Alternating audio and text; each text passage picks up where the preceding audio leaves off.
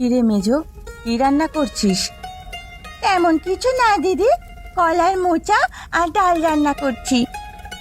মেজো, আমাকে মোচা রান্না একটু দিস তো, তোর দাদা খেতে খুব ভালোবাসে। বেশ তো দিদি, দিয়ে আসবো। তুমি রান্না করবে না? আমার রান্না হয়ে গেছে, তাই এলাম তোর সাথে গল্প করতে। ভালোই করেছো দিদি, কথা বললে মনটা একটু হালকা হয়। শহরে ছোটজন তো খুব ব্যস্ত থাকে, বছরে একবার আসে। ছোট বউ শহরের মেয়ে, গ্রামে একদিনও থাকতে চায় না। হ্যাঁ রে, চাকরি করে ছুটি পেলেই তো আসে, না হলে নয়। আর ছোট বউয়ের কথা বলিস না, বউটা একদম আসতে চায় না। সত্যি বলতে ওর দোষ দিয়েও কি করব বল, জন্ম থেকে শহরে থাকে, এই জন্য গ্রাম ওর ভালো লাগে না। ছোট বউ না হয় শহরের মেয়ে, আমার দেওর তো গ্রামের ছেলে, ও তো আসতে পারে নাকি? আমরা তো দিন রাতে গ্রামের মাটিতেই পড়ে থাকি, ভালো মন্দ আনন্দ দুঃখ সব এই দোচালা ঘরেই। গ্রামটা বড্ড আপন হয়ে গেছে রে মেজো, এই গ্রাম ছেড়ে মন যেতেই চায় না কোথাও। তোমার কথাটা একদম ঠিক দিদি, এই গ্রামটা মনে হয় নিজে।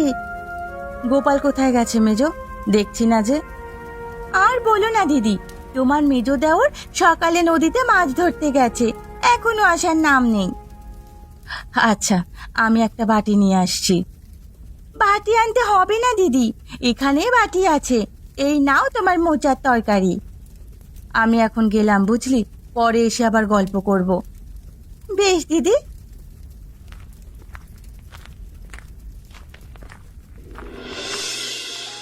আহা, হ্যাঁ, বড় বড় 3টে ইলিশ ধরেছি আজকে।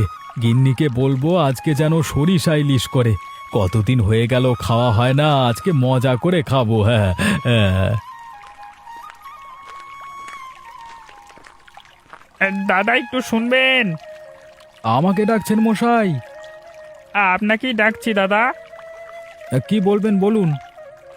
এই গ্রামে গোপালের বাড়ি যেতে চাই, অনেককে জিজ্ঞেস করলাম, কেউ ঠিক করে বলতে পারলো না। আপনি কি চেনেন? গোপালের বাড়ি মানে? আরে আমি তো গোপাল। তাই নাকি? এত ভালোই হলো, আপনাকে মানে আমাকে বেশি কষ্ট করতে হলো না। হ্যাঁ, কিন্তু আপনাকে ঠিক চিনতে পারছি না, আপনি কে বলুন তো? আমি আপনার স্ত্রীর পিস্তুত দাদা রমেশ। আরে আমরা তো শহরে থাকি, তাই আগে কখনো দেখা হয়নি। আজকে কাজে এসেছে এদিকে, ভাবলাম হ্যাঁ আমার বোনের সাথে একটু দেখা করে যাই। ও, ভালোই করেছেন। তবে আমার স্ত্রীর কাছে শুনেছি তার বাবার মানে বাড়ির কুলে কোনো আত্মীয় স্বজন কেউ নেই। আমাদের সাথে ওদের কখনো কোনো যোগাযোগ ছিল না। মায়ের কাছে শুনেছি, মানে আমার মা বলেছিল এই গ্রামে আমার একটা মামাতো বোনের বিয়ে হয়েছে, তাই আসা আর কি। এদিকে কাজ না থাকলে হয়তো মানে আশাই হতো না। বুঝতে পেরেছি মশাই, এখন চলুন আমার সাথে। আচ্ছা চলুন, এই মিষ্টির হাঁড়িটা ধরুন, আপনাদের জন্য এনেছি। মিষ্টি আনবার কি দরকার ছিল মশাই, আমাদের বাড়িতে মিষ্টি খাওয়ার তেমন লোক নেই। খেয়ে দেখবেন, এই মিষ্টির স্বাদ অনেক ভালো, হ্যাঁ, যেখানে সেখানে পাওয়া যায় না। চলুন চলুন, বাড়ির দিকে হাঁটতে থাকি। বেশ বেশ, চলুন।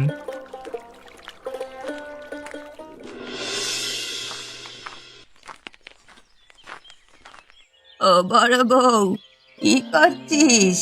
বাড়িতে একা একা ভালো লাগছে না, তাই ভাবলাম তোর সাথে একটু গল্প করে আসি। খুব ভালো করেছো বুড়িমা, আমারও একা একা ভালো লাগে না। বসো, মন খুলে একটু তোমার সাথে গল্প করি। ভূপেন বাড়ি নেই? না গো, বাড়িতে নেই, দুপুরে খেয়ে শহরে গেছে, বলল শহরে দিন 10-15 থাকবে। বাড়িতে একা একা থাকতে তোর ভয় করবে না? ভয় তো একটু করবে, কি করব বলো। বুড়িমা, তুমি না হয় আমার সাথে থেকে যেও। বাড়ি পেলে এখানে কি করে থাকি বল? তা অবশ্য ঠিক বলেছ। তুই একটা কাজ করিস, মেজ বউয়ের সাথে থাকিস। মেজ বউয়ের ওইখানে যাই মাঝে মাঝে, সব সময় কি আর ওখানে থাকলে চলে বলো? তোরা 2 ঘরে কয়েকজন মানুষ, সংসার ভাগ করতে গেলি কেন? আসলে দোষটা আমারই। একটা সময় এই বাড়ির বড় ছেলের ব্যবসা খুব ভালো চলতো, সংসারের সব খরচ তাকেই করতে হতো। খুব হিংসে হতো, তাই আলাদা হয়ে গেছিলাম। কাজটা তুই মোটেই ঠিক করিসনি। কয়েকজন মানুষ মিলেমিশে থাকতে পারতিস। সে আর বলতে, আমি এখন বুঝতে পারছি কতটা ভুল করেছিলাম। এখন আর চাইলেও একসাথে হওয়ার কথা বলতে পারি না। দেখি, আমি না হয় বলে দেখব। না না বুড়িমা, তোমাকে কিছু বলতে হবে না। দিদি, এই না মিষ্টি। এই মিষ্টি এখন কোথায় পেলি রে মেজো? তোমার দেওরের সাথে একজন ভদ্রলোক এসেছেন, বলছে উনি নাকি আমার পিসতুতো ভাই। আমি তো কিছুই মনে করতে পারছি না। ছোটবেলা থেকে জানি আমার কোনো পিসিই নেই। দুঃসম্পর্কের হতে পারে, নইলে কেনই বা তোদের বাড়িতে আসতে যাবে। বুড়িমা, তুমিও একটা মিষ্টি খেয়ে দেখো। মিষ্টিটা খেতে অনেক মজা। আর বাড়ি ফেরার সময় আমাদের বাড়ি হয়ে যেও, তোমাকে এক বাটি মিষ্টি দেব। মিষ্টি নিয়ে গিয়ে কি করব? আমার কি খাওয়ার লোক আছে নাকি? একটা খেয়ে যাব, এতেই হবে। আচ্ছা, তারপরও আমার সাথে দেখা করে যাবে। সে যাবো কোন। দিদি, আমি এখন গেলাম, হাতে অনেক কাজ। অতিথির জন্য রান্না করতে হবে।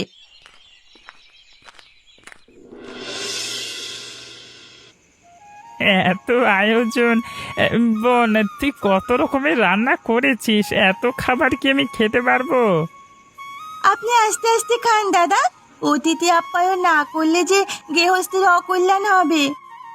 গিন্নি, তুমি একেবারে ঠিক বলেছ। তা মশাই, আমার গিন্নি তো আপনাকে ঠিক চিনতে পারেনি। থাক না, উনি যখন অতিথি হয়ে এসেছেন তখন আমার দাদা হয়েই থাক। তুই হয়তো ভুলিয়ে গেছিস বোন। মনে করে দেখ, তোর একটা পিসি ছিল। আমার কিছুই মনে পড়ছে না দাদা। এখন এসব কথা থাক, আপনি তৃপ্তি করে খান। হ্যাঁ, কতদিন পরে যে সরিষার ইলিশ খাচ্ছি। ইলিশের গন্ধে চারিদিক একেবারে মম করছে। এই নে। আপনাকে আর এক টুকরো মাছ দেবো দাদা? দে বোন ভরে খাই। আর কবে ইলিশ খেতে পারবো তার কোনো ঠিক ঠিকানা নেই। আপনি তো বললেন শহরে থাকেন, আপনার পরিবারের সবাই কি আপনার সাথে থাকে? হ্যাঁ, ওরা আমার সাথেই শহরে থাকে। মানে স্ত্রী, 2 ছেলে, সবাই ব্যস্ত। আমার এইদিকে কাজ ছিল, ভাবলাম বোনের সাথে দেখা করে আসি। বললামই তো, 2বার করে বলছি। কাজের জন্য আসলেও আপনাকে পেয়ে ভালোই লাগছে দাদা। আমিও খুব খুশি হয়েছি। বোনের বাড়িতে এমন ভালোবাসা আর খাবার পাবো ভাবিনি। প্রতিটা খাবারের স্বাদ যেন অমৃত। এটাই তো গ্রামের নিয়ম, অতিথি মানেই যেন দেবতা। কি যে বলেন না দাদা! আপনি আমাকে দাদা বলছেন, আবার আপনি আপনি করে কথা বলছেন। আমার খুব খারাপ লাগছে। আপনি বয়সে অনেক বড়, আপনি আমাকে নাম ধরে ডাকুন। ঠিক আছে, ঠিক আছে। মানে নাম ধরে ডাকলে সম্পর্ক আরো মধুর হয়। হ্যাঁ। একদম ঠিক বলেছেন দাদা।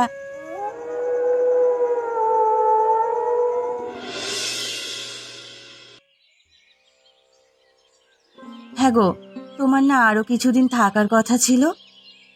সে তো ছিল গিন্নি, গিয়েছিলাম একটা কাজে। কাজটা মিটে গেছে তাই চলে এলাম। শুধু শুধু শহরে থেকে পয়সা খরচ করবার কোনো মানে হয় না। তা তুমি ঠিকই বলেছ। আমাদের অবস্থা তো আর আগের মতো নেই যে ইচ্ছে মতো পয়সা খরচ করতে হবে। একটা সময় আমার ব্যবসা খুব ভালো ছিল, এখন এমন অবস্থা হয়েছে, দিন আনি দিন খায়ের মতো অবস্থা। আমার মনে হয় এই সব আমার পাপের ফল। তোমার ব্যবসা ভালোই চলতো, আর আমারও তার জন্য অহংকার কম ছিল না। অহংকারে আমার মাটিতে পাই পড়তো না। যে মেজোর সাথে আমি এত হিংসে করতাম, সেই মেজো আমাদের দুবেলা খাবার দিয়ে যায়। যা হওয়ার তা হয়ে গেছে, এখন আর দুঃখ করে কি হবে। গোপালের ব্যবসা বেশ ভালোই চলছে। ব্যবসার পাশাপাশি ও আবার নদীতে মাছ ধরে বিক্রিও করে। তুমিও মাঝে মাঝে নদীতে যেতে পারো তো। আমি ঠিক মতো জাল ফেলতে পারি না গিন্নি, তুমি তো জানো আমার হাতের ব্যথা, যার জন্য জাল ফেলতে পারি না। হ্যাঁ, তাই তো।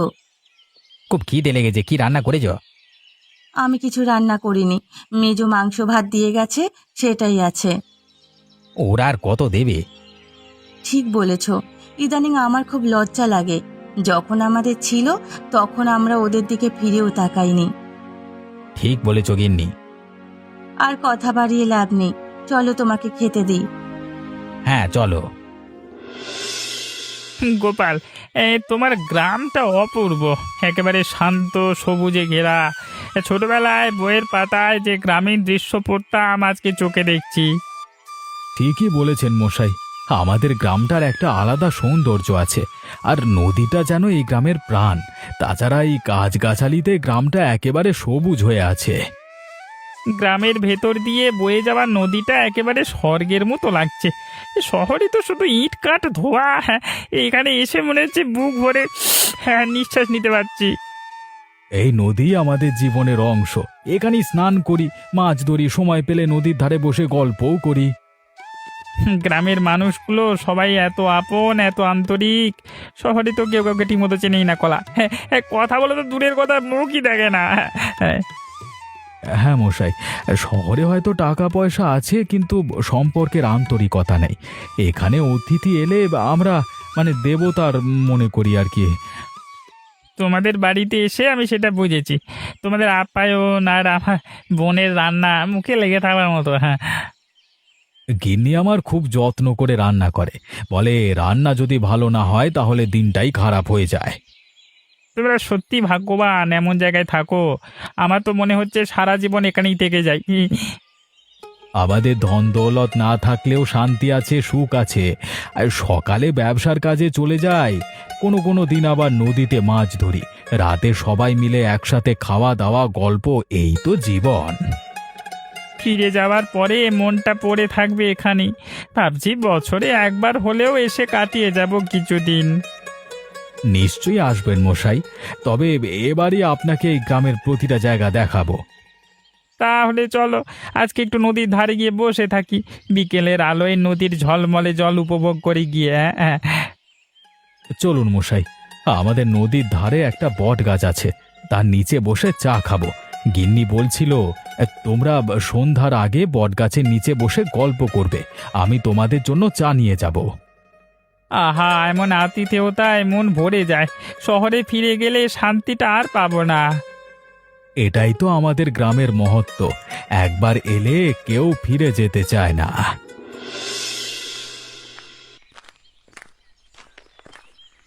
কি করছো দিদি? এই কয়টা মুড়ি চিবোচ্ছি। তোমাদের জন্য ইলিশ খিচুড়ি এনেছি। কি দরকার ছিল এই ইলিশ খিচুড়ি আনার? তো দাদা বাড়িতে নেই, ফিরতে রাত হবে। এত খিচুড়ি কি আমি খেতে পারবো? মুড়ি খেতে হবে না দিদি, তুমি এটা খেয়ে নাও। সে খাওয়া যাবে। এখন আবার দুপুরে রান্না চাপাতে হবে। আজকে দুপুরে হাঁসের মাংস আর রুটি করব। অতিথিকে তো আর জাতা খাবার দেওয়া যায় না বলো। সে তো ঠিকই, কিন্তু এতদিন হয়ে গেল উনি এখনো তোদের বাড়িতে আছে, যাওয়ার নামও করে না। সেটা আমিও ভাবছি গো, কিন্তু অতিথিকে তো আর আমরা চলে যেতে বলতে পারি না। তাছাড়া উনি কেমন যেন আমাদের আপন হয়ে গেছে। থাক না যতদিন ইচ্ছে। উনি কি সত্যি তোর পিস্তুত দাদা? কি জানি, আমি তো মনে করতে পারলাম না। ছোট থেকে জেনে আসছে আমার সাত কুলে কেউ নেই, এখন শুনছি আমার একটা পিস্তুত দাদাও আছে। ভালো করে খোঁজ খবর নিয়ে দেখিস তো, তোর বাবার বাড়ির প্রতিবেশীদের কাছে জিজ্ঞেস করবি, তাহলে সত্যিটা জানা যাবে। সেই তুমি ভুল বলনি। দেখি আজই তোমার দেওরের সাথে বিষয়টা নিয়ে আলোচনা করব। তাই করবি। আমার এখন আবার যেতে হবে। একটু পরে যা, সারাদিন শুধু কাজ আর কাজ আর অতিথি সেবা। অতিথি সেবা না করলে গৃহস্থের অকল্যাণ হবে দিদি। যতদিন উনি এখানে আছেন ওনার যত্নের কোনো ত্রুটি হবে না। মাংস আর রুটি তৈরি করবি তো? আমি রুটি তৈরি করে দেব, আর তুই মাংস রান্না করবি। দেখবি খুব তাড়াতাড়ি হয়ে যাবে। দিদি, আমাকে একটা কথা বলবে? কি কথা? দাদার ব্যবসা কি আগের মতো নেই? এখন একটু খারাপের দিকে। তুই কি করে বুঝলি? আমি তো কোনোদিন তোর সাথে এসব বলিনি। বলনি তাতে কি হয়েছে? আমি ঠিক বুঝতে পেরেছি। এসব কথা এখন থাক মেজো, এ নিয়ে পরে কথা হবে। আচ্ছা দিদি, আমি এখন গেলাম। কে আসছে এদিকে? আমার ভাই জীবন মনে হচ্ছে। জীবনই তো। জীবন ভাই, আমি এখানে, এদিকে আয়। দাদা তুমি এখানে? বাড়িতে সবাই ভালো আছে তো? সবাই ভালো আছে। তুই তো বছরে একবার ছাড়া আসিস না, তা তোকে দেখি যে কি আনন্দ লাগছে। চল চল, বাড়ি চল। দাদা একটা কথা বলবার ছিল, যদি তুমি কিছু মনে না করো বলতে পারি? বল না, কি বলতে চাইছিস? গ্রামে আমার ভাগের জমিটা বিক্রি করতে চাই দাদা। এসব তুই কি বলছিস? আমরা তো কখনো ভাবতেই পারি না গ্রামের জমি বিক্রি করতে হবে। দেখো দাদা, আমি শহরে থাকি, যে বেতন পাই তাতে শহরে চলা খুবই মুশকিল হয়ে যায়। ভাবছি চাকরির পাশাপাশি একটা ছোটখাটো ব্যবসা করব। তোর যদি টাকার দরকার হয় আমরা দুই ভাই মিলে জোগাড় করে দেব, কিন্তু তুই তোর ভাগের জমি বিক্রি করবার কথা ভাবিস না। আমি তো গ্রামে আসি না, বছরে একবার আসি, এসে দুদিন থেকে চলে যাই। ছোট বউ তো একদিনও আসে না, ও গ্রামেই থাকতেই পারে না। গ্রামে আসিস না বলে জমি বিক্রি করতে হবে? শহরে থেকে তো তোর মানসিকতা যেন কেমন হয়ে গেছে একেবারে। শুধু আমাকে দোষ দিচ্ছ কেন? তোমরা দুই ভাইও তো মিলেমিশে থাকতে পারো না? একটা সময় আমাদের মধ্যে একটু ঝামেলা হয়েছিল, কিন্তু এখন সেটা মিটে গেছে। আমরা এখন থেকে অনেক ভালো আছি, দুই ভাই মিলেমিশে থাকি। দাদা আমার কথা আমি জানিয়ে দিলাম, তোমাদের দায়িত্ব আমার ভাগ বুঝিয়ে দেওয়া। এখন বাড়ি চল, এই বিষয়ে গোপালের সাথে আলোচনা করতে হবে। সবাই মিলে একটা সিদ্ধান্ত নিতে হবে। সেই ভালো, চলো চলো এখন বাড়ির দিকে যাই, চলো।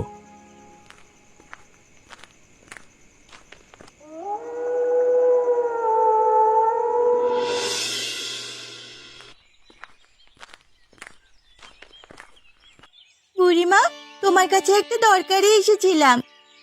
কি দরকার রে মেজো? তুই তো এদিকে আসিস না। কি করে আসবো বুড়িমা, সারাদিন ব্যস্ত থাকি। বাড়িতে অতিথি, এদিকে আবার জীবন এসেছে। জীবন কয়েকদিন থাকবে, সারাদিন আমি রান্না নিয়েই ব্যস্ত থাকি। তুইও পারিস বটে, অতিথি এসেছে ভালো কথা, তাই বলে এতদিন কারুর বাড়ি থাকে নাকি? যাওয়ার নামই নেই। যতদিন ইচ্ছে থাকুক না বুড়িমা, আমার অতিথি আপ্যায়ন করতে কোনো সমস্যা হয় না, বরং ভালোই লাগে। সে যাগে, এখন তুই বল কি দরকারে এসেছিস? বুড়িমা, তুমি পুকুর পাড়ের কচু বাগান থেকে কিছু কচুর লতি এনে দিতে পারবে? অতিথি দাদা কচুর লতি দিয়ে চিংড়ি মাছ খেতে চেয়েছে। বলছে কয়েকদিন ধরেতে মাছ মাংস ইলিশ সব খেয়েই যাচ্ছি, এবার একটু দেশি খাবার খাবো। পারবো না কেন? তা কখন লাগবে? তোমার যখন সময় হয় তখনই দিয়ে এসো। আমি বিকালে গিয়ে লতি তুলে তোর বাড়ি দিয়ে আসবো। ঠিক আছে বুড়িমা। তোর অনেক ধৈর্য মেজো বউ, তোর মতো মানুষ গ্রামে কেউ নেই। কি যে বলো বুড়িমা, তুমি একটু বেশি ভালোবাসো আমায়, তাই তোমার কাছে আমি এত ভালো। আমি একটুও বাড়িয়ে বলছি না রে, গ্রামে সবাই তোর কথা বলে। বুড়িমা, আমি এখন আসি। তোকে একটা কথা বলি, তোর ভাসুরের সংসারে খুব অভাব, তোরা তো আবার একসাথে হতে পারিস। বড় বউকে দেখলে আমার খুব মায়া লাগে। আমিও ভাবছি বিষয়টা নিয়ে, তবে আমি কখনোই সংসার ভাগ করার পক্ষে ছিলাম না। দিদির জন্য আমরা আলাদা হতে বাধ্য হয়েছিলাম। আমি সব জানি। বুড়িমা, এবার আমাকে যেতে হবে।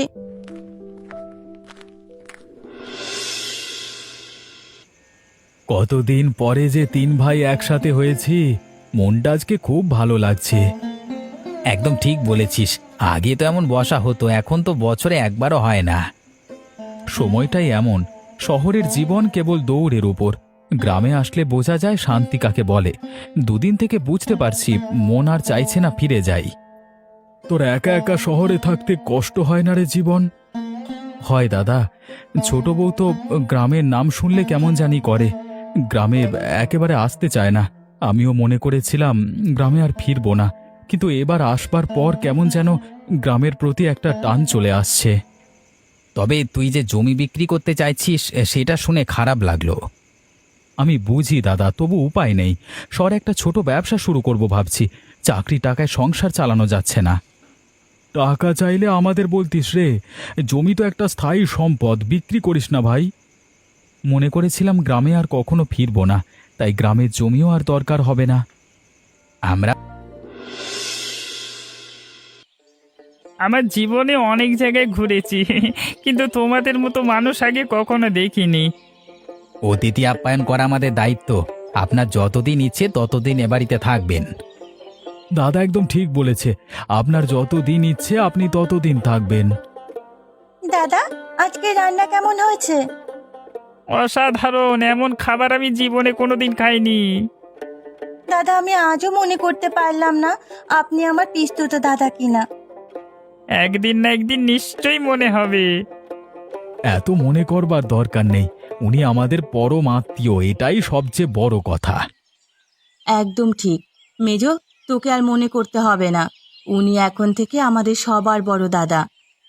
তোমাদের কথা শুনে মনটা ভরে গেল আমার। মেজো বৌদি, আমাকে আর একটু খাসির মাংস দাও তো।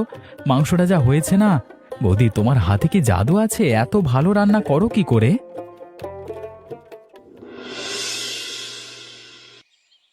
বাড়িতে কেউ আছেন? দয়া করে একটু বাইরে আসবেন। পুলিশ? আপনারা কেন আমাদের বাড়ি এসেছেন? আপনারা কারা? আপনারা একজন ক্রিমিনালকে আশ্রয় দিয়েছেন, আমরা সেই ক্রিমিনালকে অ্যারেস্ট করতে এসেছি। গিন্নি, এসব উনি কি বলছেন? আমিও কিচ্ছু বুঝতে পারছি না।